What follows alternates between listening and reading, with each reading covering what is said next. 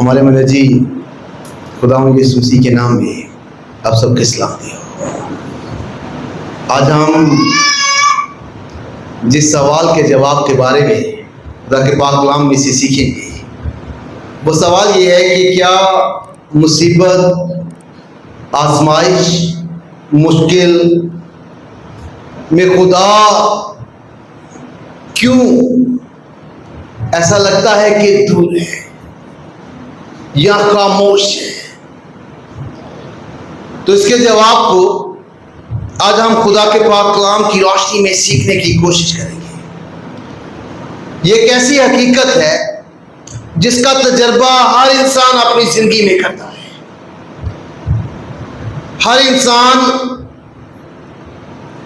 ایماندار اپنی زندگی میں دکھ، مصیبت، پریشانی، آزمائش اور مسائل کا سامنا کرتا ہے۔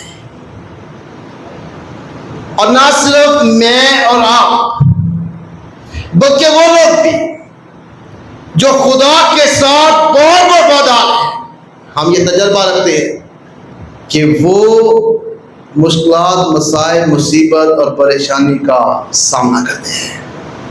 اور جب ایماندار مصیبت، پریشانی میں مبتلا ہوتے ہیں تو وہ خدا کی طرف رجوع کرتے ہیں۔ اور بہت دفعہ ہم یہ تجربہ کرتے ہیں کہ خدا کی طرف سے ایک مسلسل خاموشی ہوتی ہے، اور علماء کے مطابق ہر انسان اپنے دل، ذہن یا خیال میں یہ سوال رکھتا ہے کہ میری اس مصیبت میں، مشکل میں خدا کیوں خاموش ہے؟ اگر چاہے اس وقت مجھے خدا کی اشد ضرورت ہے۔ آج ہم یہ سیکھیں گے کہ خدا کیوں خاموش ہوتا ہے۔ خدا مصیبتوں سے ہمیں کیا سکھانا چاہتا ہے؟ میں نے جیسے کہ کہا کہ وہ لوگ جو خدا کے کلام کا گہرا علم رکھتے ہیں، وہ بھی اس تجربے میں سے گزرتے ہیں۔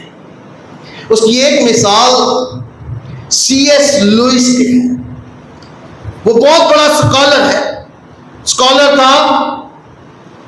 جب اس کی اپنی بیوی کینسر کی وجہ سے اس دنیا سے رخصت ہو گئی تو وہ لکھتا ہے کہ وہ خدا کی حضور فریاد کرتا ہے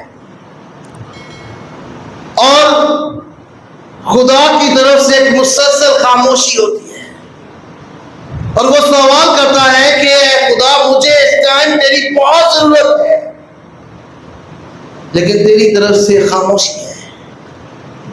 تو وہ پھر اس کے جواب میں خدا کے کلام کا اور گہرا مطالعہ کرتا ہے تاکہ خدا کی اس خاموشی کو وہ سمجھ سکے۔ اور نہ صرف ہم عام لوگ، بلکہ جب ہم خدا کے کلام نگاہ کرتے ہیں تو خدا کے کلام میں، خاص طور پر مزامیر میں، زبور کی کتاب میں ہمیں ایسا کامن تجربہ نظر آتا ہے۔ جب خدا کے لوگ خدا سے دعا کرتے ہیں کہ وہ اپنی خاموشی کو ختم کرے، انہیں ان کی ضرورت ہے۔ زبور 6 اس کی 2 اور 3 آیت میں زبور نویس خدا کے حضور دعا کرتا ہے اور کہتا ہے، خداوند مجھ پر رحم کر کیونکہ میں پس مردہ ہو گیا ہوں۔ وہ کہتا ہے، خداوند مجھے شفا دے کیونکہ میری ہڈیوں میں بے قراری ہے اور میری جان بھی بے قرار ہے۔ اے خداوند، کب تک؟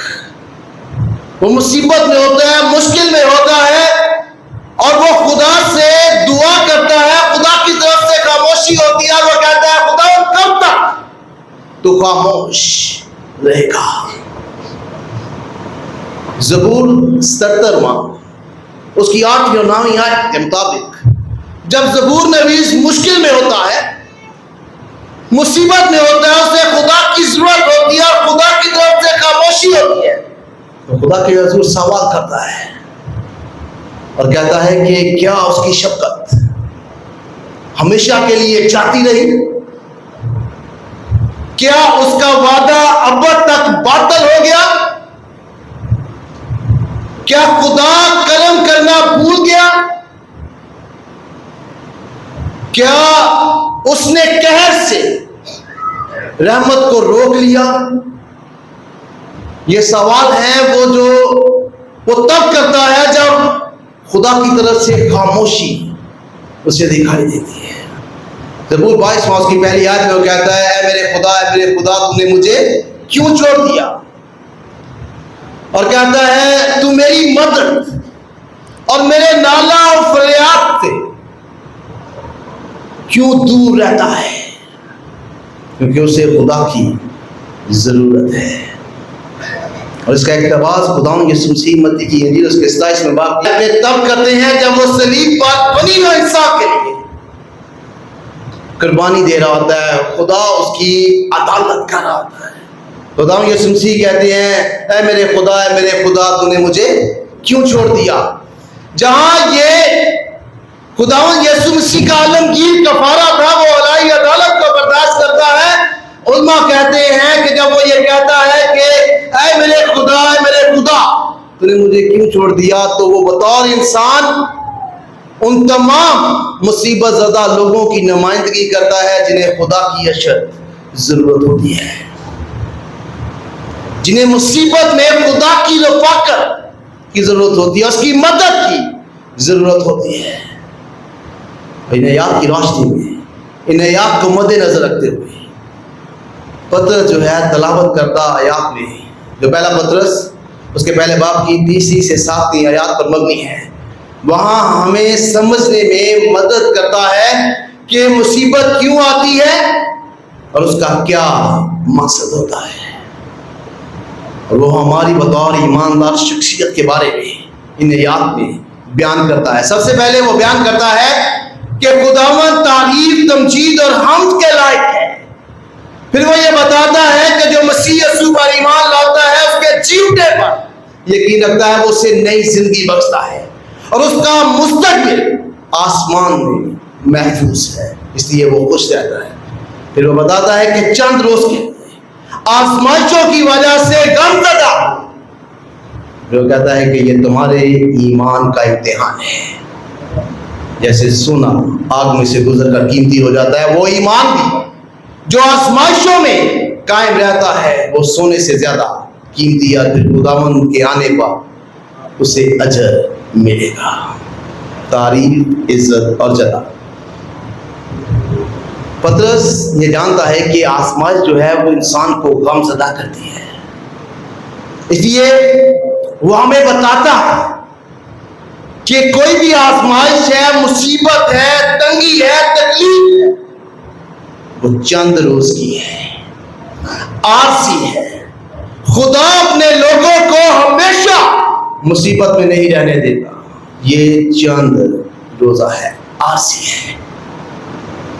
اور یہ آزمائشیں، مشکلات جو ہیں، یہ ہمارے ایمان کا ٹیسٹ ہے، امتحان ہے، پرکھ ہے۔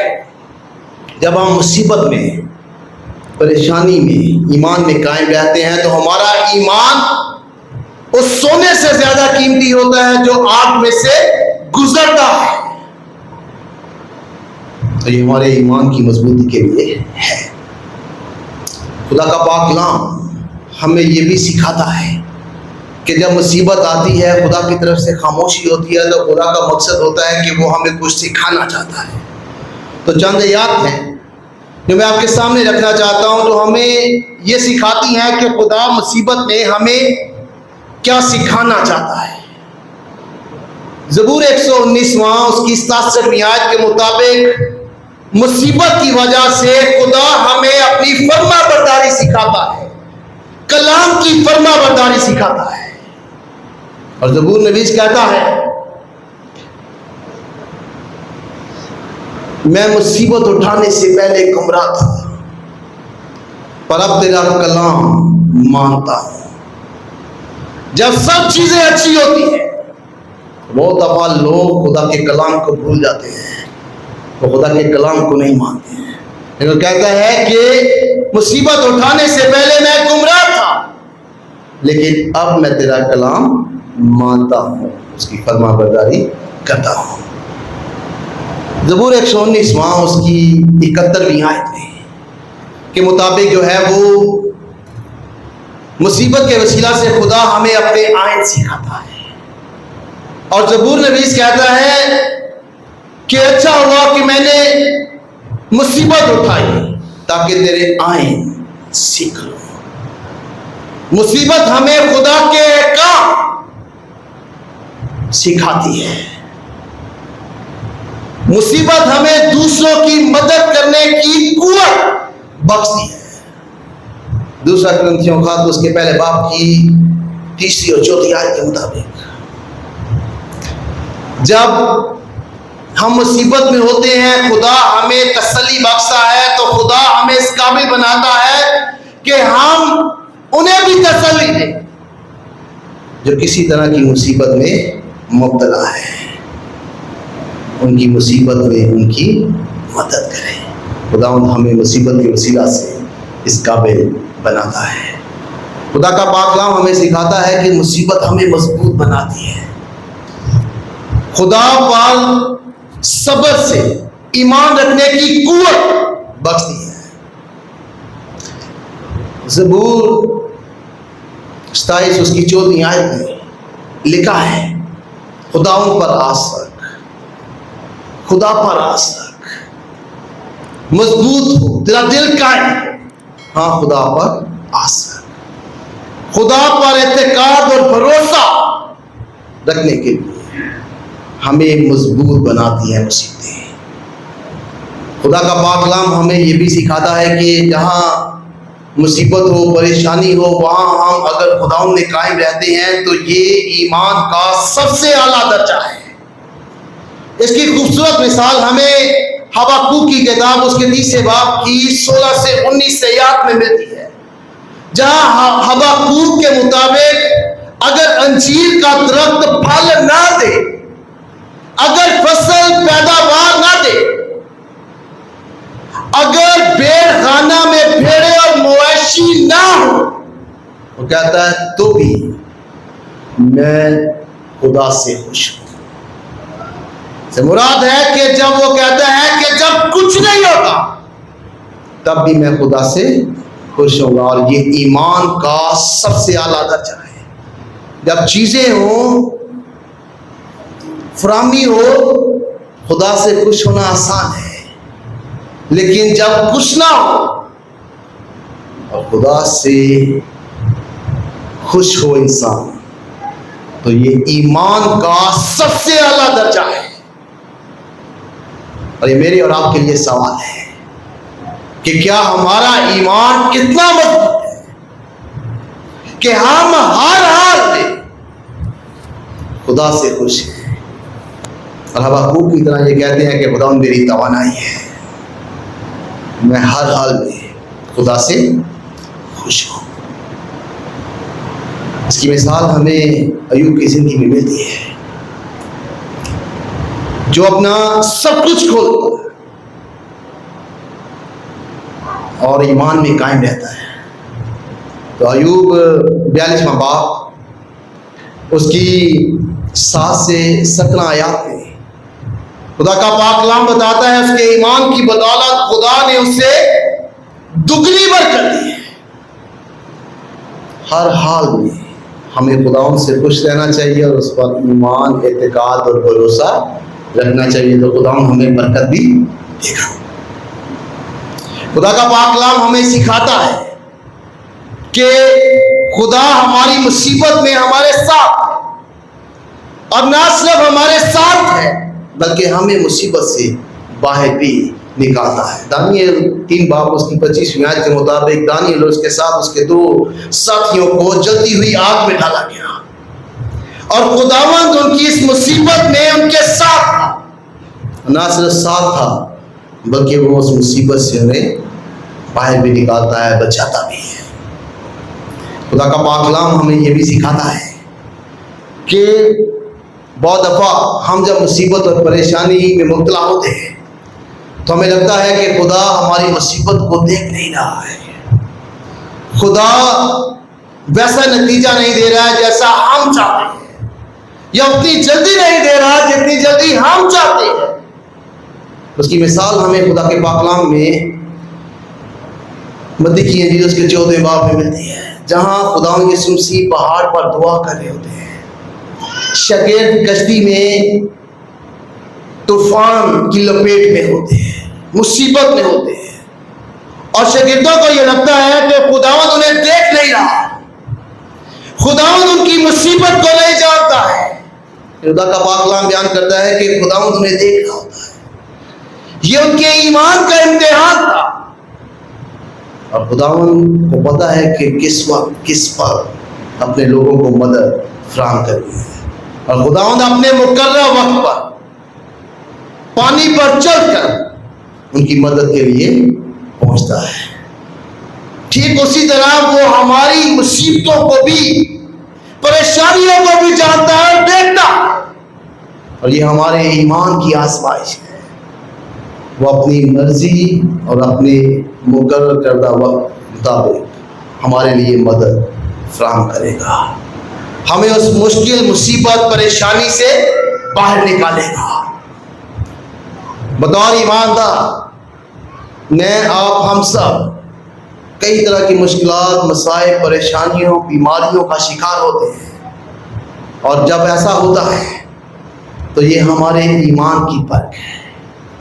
بطور ایماندار ہمیں پتہ ہونا چاہیے کہ خدا ہمیں کیا سکھانا چاہتا ہے, اپنا فرما بردار بنانا چاہتا ہے, اپنے آئین سکھانا چاہتا ہے, ہمیں مضبوط بنانا چاہتا ہے. جب بیماری پریشانی آئے تو ہمارا ایمان ہونا چاہیے کہ خداوند ہمارے ساتھ ہے, نہ صرف ساتھ ہے بلکہ وہ ہمیں اس مصیبت سے بھی باہر نکالے گا. جب مصیبت پریشانی ہمیں اس کا عرصہ لمبا لگنے لگے تو ہمیں یہ یقین ہونا چاہیے کہ خدا ہماری مصیبت کو جانتا ہے.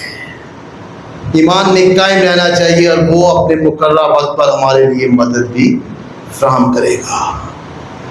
اور ہمارا ایسا ایمان ہونا چاہیے کہ ہر حال میں ہم خدا سے خوش رہیں.